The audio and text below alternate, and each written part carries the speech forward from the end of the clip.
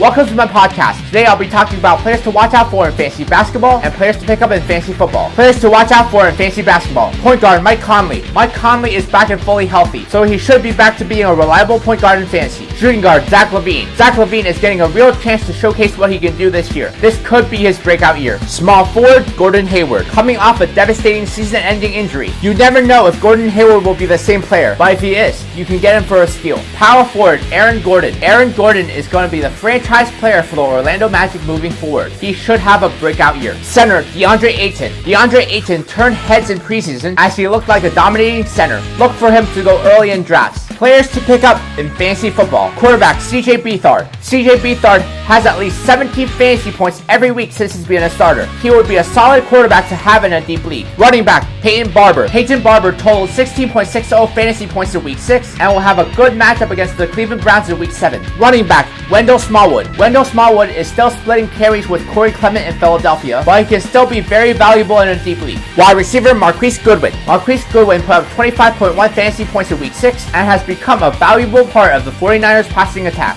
Wide receiver Albert Wilson. Albert Wilson put up 27 fantasy points in week 6 and should be in line for a good week against the Detroit Lions in week 7. Tight end Austin Hooper. Austin Hooper had 71 yards receiving and 1 touchdown in week 6. He should have a similar performance against the Giants in week 7. Defense Buffalo Bills. The Bills defense had back-to-back weeks with double-digit fantasy points and have a good matchup against the Colts in week 7. On my next podcast, I'll be making predictions on the NBA standings and I'll also update you on the NFL standings.